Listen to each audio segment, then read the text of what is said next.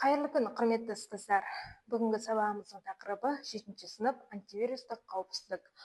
Оқыту мақсаты компьютерді зиянды бағдарламалардан қорғау, ал сабақтың мақсаты компьютерді зиянды бағдарламалардан қорғанудың тиімді тәсілдерін білу және оларды қолдану дағдыларын қалыптастыру. Барлығыңызға вирус ұғымы таныс, ал компьютерлік вирус ұғымымен таныс болсақ. Мен компьютерлік вируспын. Мен компьютерге жасырынмені компьютер жұмысын тежеймін. Ең негізгі мақсатым таралу. Программалық ақпараттық кешендер жұмысын бұзамын, файлдарды жоямын. Операциялық жүйені бұзамын.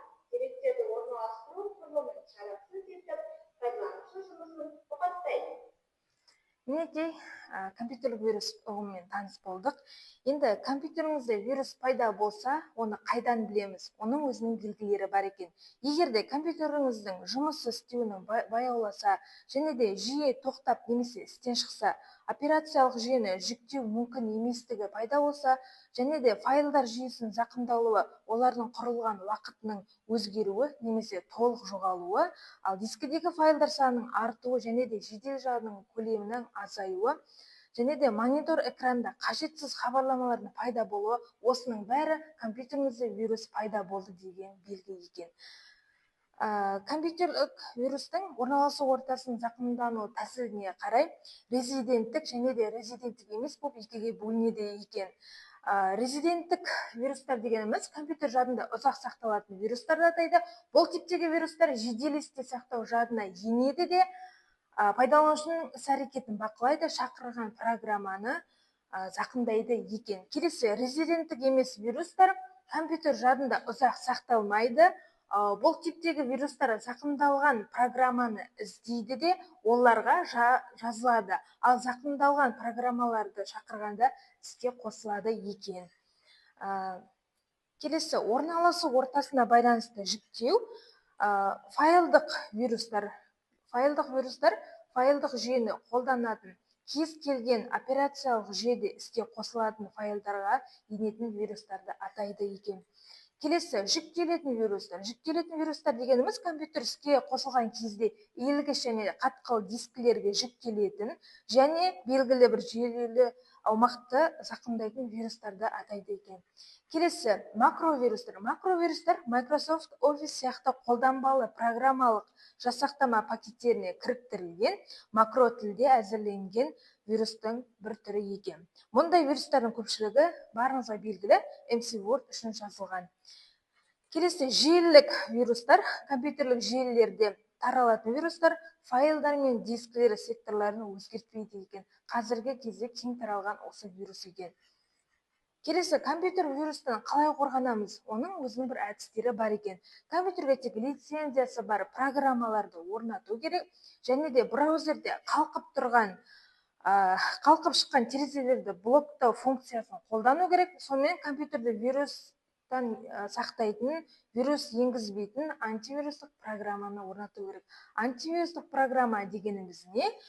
Антивирустық программа дегеніміз компьютерлік вирустарды, сондай-ақ зиянды программаларды анықтауға, зақымдалған файлдарды қалпына келтіруге, және де файлдарға немесе операциялық жүйеге зиянды кодтың енуін болдырмауға, оның алдын алуға арналған арнайы программа екен. Енді антивирустық программалардың түрлері бар. Бірінші детектор программалар. Детектор программа дегеніміз сыртқы сақтау құрылғылары мен файлдардан нақты вирустарға тән сигналдарды іздейді де, және табылған вирустық сигналдар жайлы хабарлайды екен. Келесі доктор программалар. Олар вирус шыққан файлдарды тауып қана қоймай, оларды емдейді, яғни зақымдалған файлдан вирусты алып тастайды және бастапқы қалпына келтіреді екен. Атына затына сай программа екен. Ревизор программалар дегеніміз вирустардан қорғанудың ең сенімді құралдары. Ревизор компьютер жадының дискінің жүйелік бөліктерінің бастапқы күйін есте сақтап, уақытылы немесе пайдаланушының қалауы бойынша салыстырып тексеріп отырады екен. Келесі сүзгі программалары. Компьютердің жұмысы кезінде вирустарға тән күдікті әрекеттерді тапса, анықтауға арналған шағын резиденттік программа екен. Егер де бір күдікті іс-әрекет болатын болса, бұл программа пайдаланушыға хабарлама береді екен, және де ол вирустарды жояды. Келесі, вакциналар немесе иммунизатор программалар, файлдардың зақымдалуын болдырмайтын резиденттік программалар. Қазір уақытта бұл программалар көп қолданбайды екен.